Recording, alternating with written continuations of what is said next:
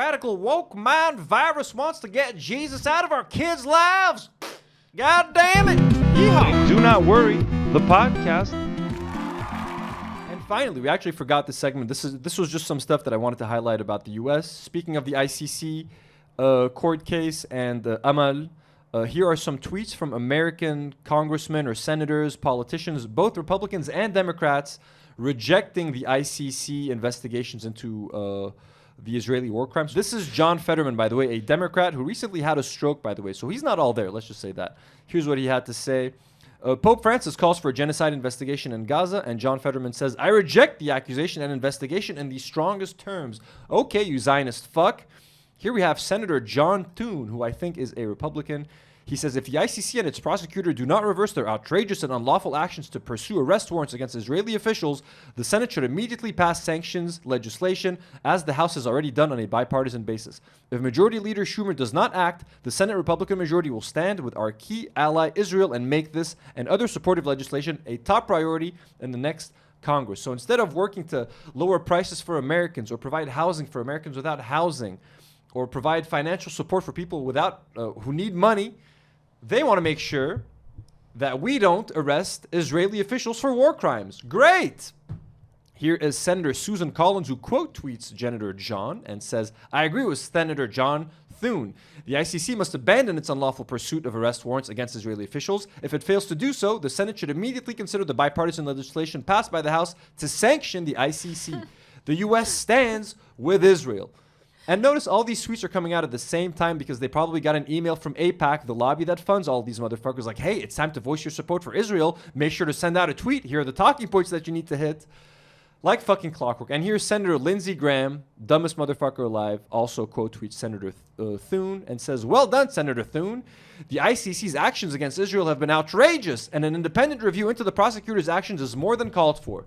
The Senate should take up the ICC sanctions bill that passed the House in a bipartisan manner. Standing up for Israel today protects America tomorrow. So Americans insane. Fucking glazing and sucking Israel's ass. We're back, baby. Trump is back. Let's fucking go. Israel first, baby. Forget America first. It's all about Israel.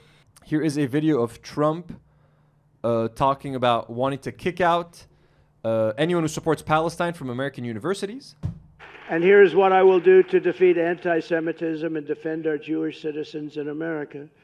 My first week back in the Oval Office, my administration will inform every college president that if you do not end anti-Semitic propaganda, they will lose their accreditation and federal taxpayers.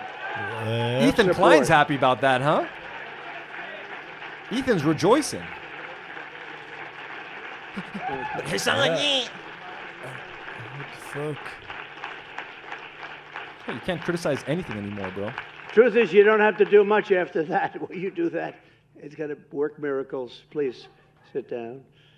We will not subsidize the creation of terrorist sympathizers, and we're not going to do it certainly on American soil. We're not going to do it anywhere. Next, I will inform every educational institution in our land that if they permit violence, harassment, or threats against Jewish students, the schools will be held accountable for violations of the civil rights law. Very important. Woo! America. Jewish Americans must have equal protection under the law. They're going to get it. At the same time, my administration will move swiftly to restore safety for Jewish students and Jewish people. What about Arab Americans? What about Muslim Americans? What about their safety? What about Islamophobia? You crazy fucking asshole. So here's a video of Vivek Ramaswamy. This guy also ran for president last election, and he lost to Donald Trump, obviously. But here he is sort of, again, pledging his full support to Israel. Good old Republican lackey, Trump, little bitch boy, Zionist. If Israel wants to destroy Hamas, Israel should go ahead and destroy Hamas. If Israel wants to destroy Hezbollah, Israel should go ahead and destroy Hezbollah. If Israel and Mossad want to pull off Munich 2.0 and take out every last leader of Hamas, wherever they may be hiding from Doha to Dresden, host a red wedding at the Four Seasons in Qatar, the next time Haniyeh and Mashal show up, they should go ahead and do it. If Israel wants to, at long last, abandon the myth of a two-state solution, Israel should go ahead and abandon a two-state solution.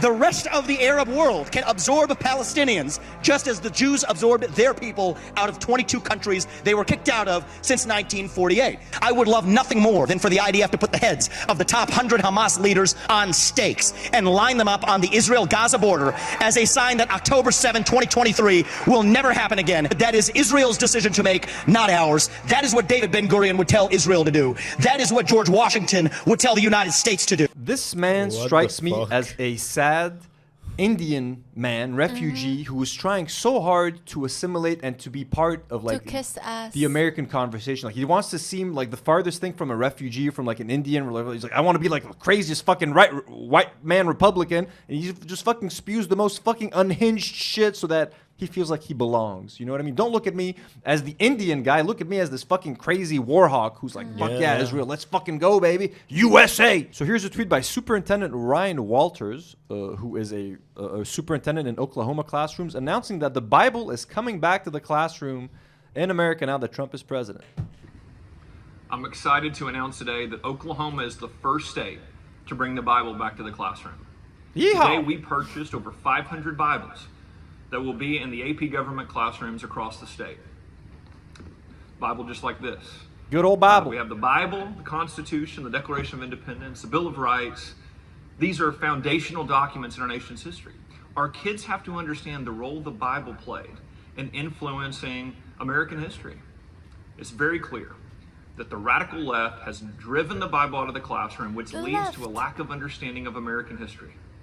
We will not stop until we've brought the Bible back to every classroom in the state. The radical woke mind virus wants to get Jesus out of our kids' lives. God damn it. Yeah, so the Bible's making a comeback. This was a nice tweet by The Bible making a comeback. Bakhti Nishanov. He says, I'm Muslim. If somebody tried to bring the Quran into my children's public schools, I would fiercely oppose it. Not only out of respect for other people's faiths, or lack thereof, but also because making religion a political instrument corrupts faith. So that is a great point. The Bible has no room in the classroom. If you want to teach your kids about, Jesus and stuff, put them in Sunday school. But schools should remain neutral ground. Don't bring religion into it. And America's a multicultural country with people that are Buddhists, Muslims, all sorts of religions. You got Jewish people in there. Don't be putting no Bibles in the classroom. That makes no sense. Here is Joe Biden visiting the Amazon forest and then just walking away into obscurity, folks. This is the end of his presidency. I love this one. Joe Biden is just leaving forever. Goodbye, Joe. God bless you, Joe. Thank you for your service, Joe. As he walks back into where he came from, into nature. God bless you, Joe Biden. So 4 more years. 4 more years. 4 more years. That is Where is he? absolutely No one knows where hilarious. he's going. Yeah, literally. Like, He's just saying goodbye and he's walking into the forest. there's no path. There's nothing, bro. He doesn't know where he's going. Nobody He knows where thought he's he was going. going back into his office. Well, that's it for our fun little episode, folks. Do not worry, the podcast